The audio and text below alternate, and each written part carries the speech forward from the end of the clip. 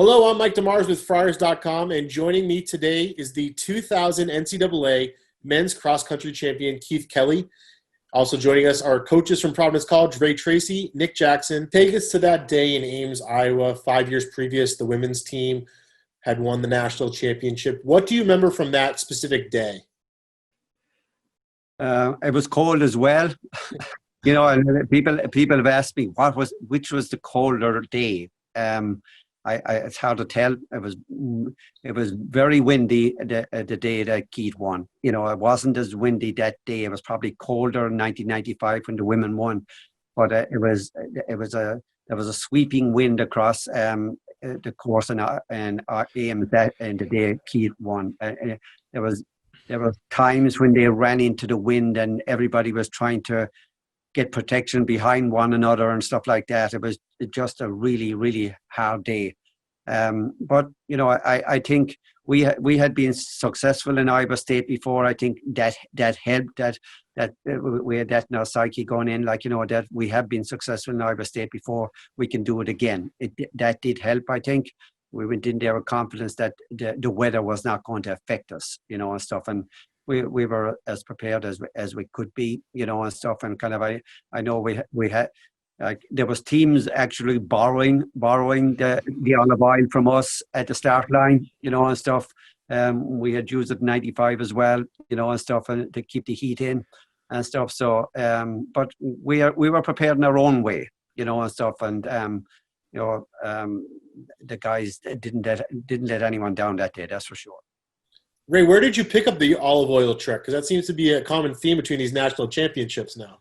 I think Andy Rowan was the one that he had used it in marathons during his marathon career, and he was very successful. He had used it in cold marathon days and stuff, and kind of had worked for him, and stuff. So we used it then, and stuff, and kind of, I think a lot more people use it now as well, and stuff, because it allows the body to breathe, but you keep the heat in as well, which Vaseline doesn't. And Nick, what do you remember from that day? Obviously a cold day in Ames, Iowa. I remember Ray and I left very early in the morning to drop one van in a spot that was really suitable so we could get in and out because it was so cold. And I just remember talking with Ray, really early in the morning before anybody was there. We dropped the van off, went back to the hotel, and, just about the strategy for the day. And we were just feeling really good about it. And I'm going to say, I think we're talking about the weather, but Keith would have won that race if it was in Arizona. It doesn't matter where it was, based on what we saw the week before, where it wasn't, it wasn't cold at all. It was feeling, it wasn't warm, but it was mild. But that was his race. So I just want to say he's been humble on that one. So. And Keith, your national championship, what do you remember from that day? Yeah, I remember it very clearly, actually. I get very emotional when I think about it, because it was really special time. And we went, it was freezing cold. Ray and Nick had planted a van right off the, near the start line on the side road. So that was our hub, and we just had the heat turned up. It was really, really cold, but like Ray said, it was this just Midwest, biting wind that was just ripping across. So we warmed up and we stayed on the side of the course. We just warmed up close to the van, but we warmed up in complete winter coats. Everyone was warming up in winter coats, and we waited till the very, very last minute until we were called to your box area before the race. We waited till the last minute. So we were in the van just waiting, and Nick and Ray were outside braving the conditions. And then when we got the call, we went over to the start. We stripped down. I remember Ray with the big tub of olive oil, just rubbing it over our legs and on our face and everywhere. And then other teams, coaches coming over, grabbing it and rubbing it on their athletes. And everyone was really, really cold. And, we had such a strong team. I keep saying this, but we had such a friendship on our team that we went out, you do a couple of strides before the race, and then the teams get together at some point and you have a little huddle, and you do your 3-2-1 Providence. We got the group together, and it was just like We were all huddled. We were all shaking. But the shaking was a combination of being cold, but a combination of being like so nervous and apprehensive that like, you know, something special was going to happen. We were choked up. I remember talking to Paul Riley about it. Like we were like really all teary-eyed with each other because we were like, this is it. This is the last time we're going to be together as a cross-country team, and we have to do this. And we gave this. I gave a bit of a speech, and I can't specifically remember what I said, but it was along the lines of, "I love you guys. You're my brothers, and you know, no one would pick us to be here, but let's win this, and let's go back to Providence as national champions." And we did a really loud, like 3, 2, 1 Friars, and I think at that point everyone just kind of lit up, and the start was Into the Wind, and we just were all up at the very front. And when the wind was blowing and we ran really slow for the first mile. It was like a 5-minute mile because it was into this block headwind and no one wanted to lead. And we were just all there. And I looked over my shoulder and Hamish and Paul Riley were right next to me. And I was like, holy, like we're going to really do something here today. And I remember the whole race unfolding exactly how it did. It would go from 5-minute mile pace to 4:20 mile pace based on the wind. And we stayed together as a pretty big group. Hamish and I were both in the lead pack. Paul, DG, and Suts were in the second pack, but DG managed to like pick off a lot of people later on and get himself an All-American.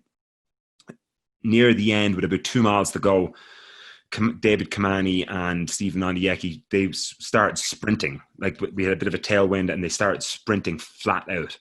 And I was like, I can't go with that. I don't know what they're doing. Either they're going to like run to the finish or they're going to die. Thankfully, it was the latter. And then I just stayed with Franklin Sanchez and George Torres, and we kind of came into the wind. I kind of sat a little bit behind them, knowing I could do a fast finish. And the last 400 meters or so was it with a tailwind, so it was really fast. And it was maybe a slight downhill. And Ray kind of yelled at me about seeing a 55-second last quarter. And once I got the tailwind, I just sprinted with my eyes closed as fast as I could. And when I looked up, I was leading, basically. I passed them all. And then by that stage, with about 100 meters to go, it was all wrapped up and got the win. And then immediately turned around to see where the team was, because I literally was more concerned about that. And I saw Hamish come across in 11th. And I was like, wow. And then DG ripping down and beating Jonathan Riley and a few others. And I was like we've 3 in. Arkansas has 3 in. No one else has 3 in. So I was like, we're tied right now for the win. But like Ray said, Arkansas and Colorado are bigger programs than ours, and they had deeper teams. And Suts and Ralzer came in around the 60s. And I thought there was a chance that we might have been second. We were really, really close to second. Colorado beat us by a few points, but Arkansas were definitely more dominant. They had ended up having 5 guys come in under, I think all 5 guys in under 30, or under 40. So yeah, I just remember, and the women's Providence team did solid that day as well. I think they were 10th. So there was a good energy around at both squads. And I just remember being on the podium and, getting the 3rd place trophy and lifting the trophy with Hamish and Nick and Ray on the podium with us. And that was the best part of it, the team.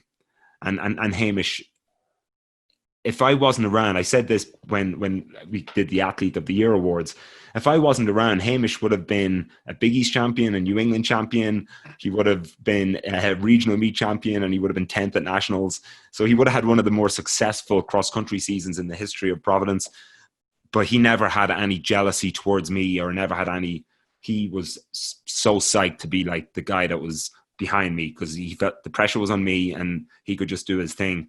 So when we lifted the trophy, and I think him knowing that his 11th place was such a major contributor to us getting on the podium, that was his national championship as well. And same with Dermot getting in the All-American. So it was yeah, it was a spectacular day. We were freezing cold, and we were very, very happy.